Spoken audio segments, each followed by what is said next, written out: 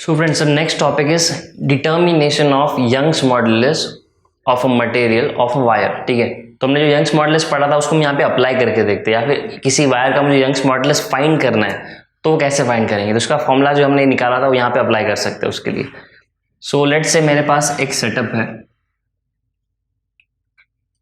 ये सेटअप है, मैंने ऊपर एक रिजिड सपोर्ट से एक वायर को लिया, राइट। लेट्स से इसका जो लेंथ है वो L है, मैं इस पर कुछ लोड लगाता हूँ, सम मास, ड्यू टू दिस मास इसका जो ओरिजिनल लेंथ था वो थोड़ा सा चेंज हो गया।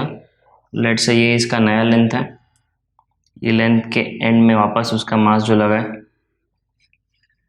सो this is this small part can B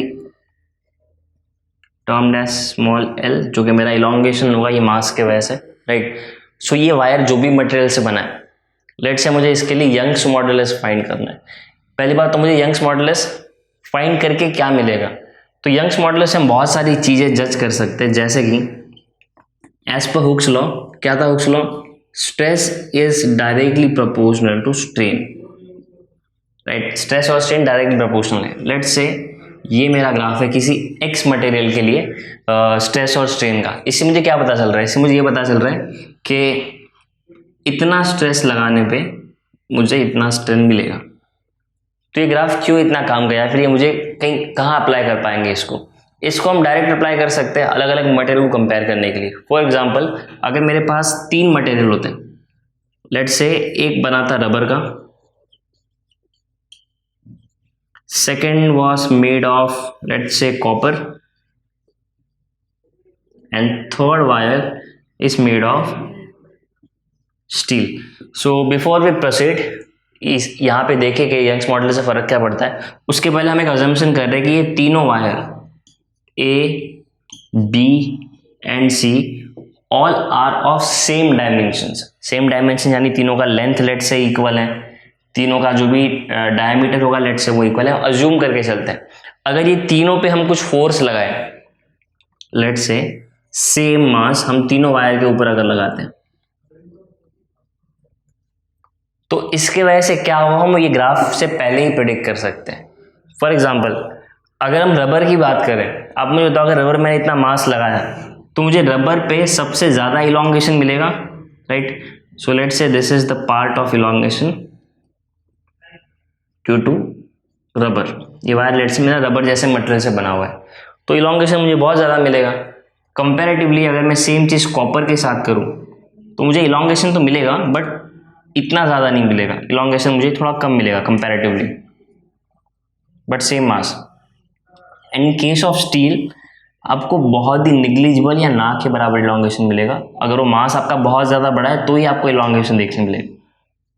तो इससे हमको क्या समझा, इससे हमको ये समझा कि ये तीनों मटेरियल के अंदर अगर मुझे स्ट्रेन प्रोड्यूस करना है, यानी अगर इस वायर को मुझे इलॉन्गेट करना है, तो तीनों को अलग अलग मास लगेगा। अगर मुझे सेम लेंथ का तीनों को इलॉन्गेट करना है, यानी अगर सेम मास मैंने तीनों के ऊपर लगाया तो मुझे इलॉन्गेशन भी तीनों में अलग अलग मिलेगा। यानी कि इसके लिए जो L1 होगा, ये छोटा सा पार्ट, वो सबसे छोटा होगा कंपैरेटिवली, ये L2 बड़ा होगा, और रबर के केस में L3 सबसे ज़्यादा मिलेगा मुझे, ठीक है ना। इसका यंग्स मॉडुलस से क्या लेना देना है, अगर मैं ये ग्राफ बनाऊँ स्ट्रेस वर्सेस स्ट्रेन, यानी ये कॉन्स्टेंट को ही हम यंग्स मॉडुलस कहते हैं ना, स्ट्रेस बाय स्ट्रेन का रेशियो, राइट। सो अगर मैं वायर की बात कर रहा हूँ तो ये लॉन्गिट्यूडिनल स्ट्रेस लॉन्गिट्यूडिनल स्ट्रेन हो गया, इसका रेशियो यंग्स मॉडुलस हो गया। तो अगर मैं कॉपर के लिए बनाता तो मुझे कुछ ऐसा लेंथ मिलता। अगर मैं ये सेम चीज़ रबर के लिए करता तो मुझे ग्राफ कुछ ऐसा मिलता, और मैं स्टील के लिए करता तो ये स्लोप काफ़ी अलग मिलता मुझे। ऐसा क्यों, क्योंकि जैसे कि हमने देखा यहाँ पे हमने स्ट्रेस अप्लाई किया ना, ये मास मतलब क्या हो गया, फोर्स हो गया, कि क्रॉस सेक्शनल एरिया पे जो मास लगेगा उसके वजह से यहाँ पे एक स्ट्रेस हुआ और जिसकी वजह से स्ट्रेन जनरेट हुआ।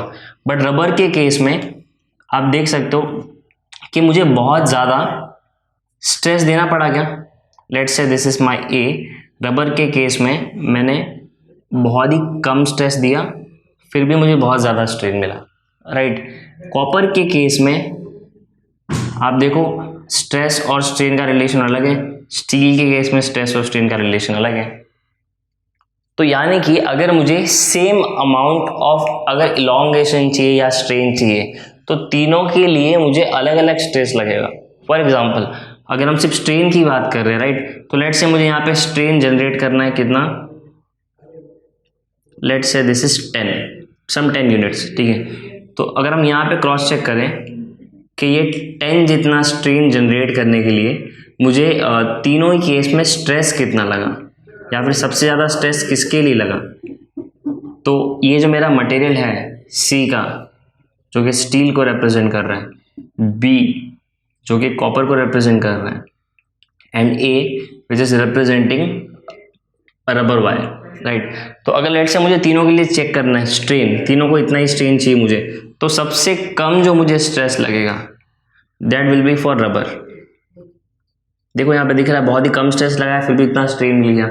On the other hand copper को मुझे ज़्यादा स्ट्रेन लगाना पड़ा, सॉरी ज़्यादा स्ट्रेस लगाना पड़ा, तभी मुझे इतना स्ट्रेन मिला, राइट। एंड स्टील को तो सबसे ज़्यादा स्ट्रेस लगा, इतना स्ट्रेस दिया आपको तब जाके कहीं आपको इतना स्ट्रेन मिला। सो यंग्स मॉडुलस से हम ये जज कर सकते हैं कि किसी भी बॉडी पे आप फोर्स लगाओगे, फोर्स के वजह से जो स्ट्रेस जनरेट होगा और वो स्ट्रेस के वजह से जो स्ट्रेन मुझे मिलेगा वो कितना कम यंग्स मॉडुलस से जज कर सकते हैं। Now so it is very important term. अब इसको हम फिगर आउट कैसे करेंगे, लेट से मेरे पास कोई एक्स वाई जेड वायर है, मुझे इसके लिए यंग्स मॉडुलस फाइंड करना है। तो the very first thing that we need is, हमको पता होना चाहिए कि यंग्स मॉडुलस के फॉर्मूला में कौन से टर्म्स आते हैं, right. Young's modulus is stress upon strain, that is longitudinal stress upon longitudinal strain. अब हमने इसके लिए फॉर्मूला क्या लिया था, stress upon strain, stress is force upon area, strain is elongation upon original length. तो हमने जो फाइनल फॉर्मूला लिया था वो कुछ ऐसा था, mass upon gravity pi r square, that is force area, इसको ऊपर लिया था हमने original length elongated length.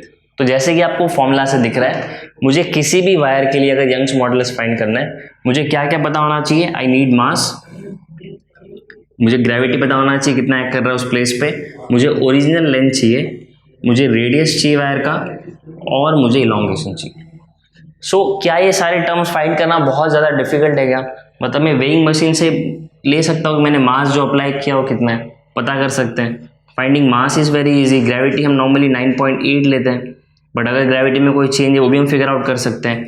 L is my original length, तो इस ओरिजिनल लेंथ को मैं डायरेक्टली मेजर भी कर सकता हूँ bye either using a scale और एनी डिवाइस। आर मेरा रेडियस है, रेडियस कैसे फाइंड करेंगे, तो रेडियस फाइंड करने के लिए, रेडियस मेरा बहुत छोटा होगा वायर के केस में, तो इसके लिए हम vernier caliper, screw gauge, micrometer screw gauge, ये सभी डिवाइस है, ये फाइंड करना बहुत ज़्यादा ईजी है। डायमीटर फाइंड कर लेंगे, हाफ करके रेडियस कर देंगे, और लास्ट मुझे चाहिए इलोंगेशन। सो इलोंगेशन भी मैं इजीली फाइंड कर सकता हूँ ना। सो अगर ये सारा फाइंड करना इतना ईजी है, so what is the problem, the only problem is अगर मेरा ये पूरा सेटअप करते वक्त या फिर ये सब मेजर करते वक्त टेम्परेचर वेरिएशन होता है, तो मुझे जो फाइनल आंसर मिलेगा वो एक्यूरेट नहीं होगा। क्यों ऐसा, क्योंकि मेटल्स की एक प्रॉपर्टी होती है कि जब भी टेम्परेचर वेरी करता है वो एक्सपांड करते हैं, हमने ऑलरेडी पढ़ा हुआ ये थर्मल एक्सपांशन में, राइट। सो लेट्स से when I am starting temperature was 24 degree Celsius, जब मैंने ये सेटअप लगाना स्टार्ट किया, एक रिजिड सपोर्ट से इसको कनेक्ट किया, वायर लगाया, मास मेज़र किया, लेंथ मेज़र किया, इलोंगेशन मेज़र किया, सारी चीज़ें की। बट ये सब सेटअप करते करते और ये एक्सपेरिमेंट खत्म होते होते लेट्स से इसका टेम्परेचर हो गया 25 degree, let's say 25.5 degree Celsius surrounding temperature. So इसके वजह से कहीं ना कहीं थर्मल एक्सपांशन की वजह से लेंथ चेंज हुआ रहेगा, और अगर लेंथ चेंज हुआ है तो कहीं ना कहीं मेरा जो फाइनल आंसर आएगा उसमें तो एरर मिलने वाला है। So the thing is, in order to find Young's modulus we need to consider that temperature के साथ साथ इसका लेंथ चेंज होगा।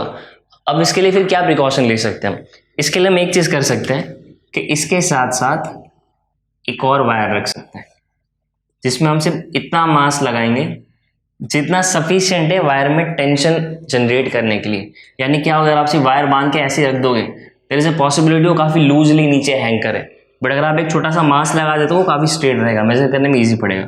अब ये दूसरा वायर क्या करेगा, दूसरा वायर जो होगा उसको हम बोलेंगे रेफरेंस वायर, ठीक है। रेफरेंस वायर क्यों, और ये वायर मेरा होगा एक्सपेरिमेंटल वायर जिसमें एक्चुअल में हम ये एक्सपेरिमेंट करने वाले हैं।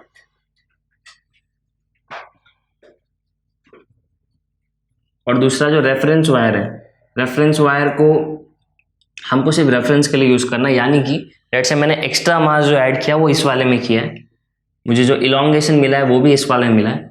बट अगर थर्मल एक्सपांशन हो रहा है, rather than measuring this wire और experimental wire, what I will do is मैं दोनों को कंपेयर करूँगा।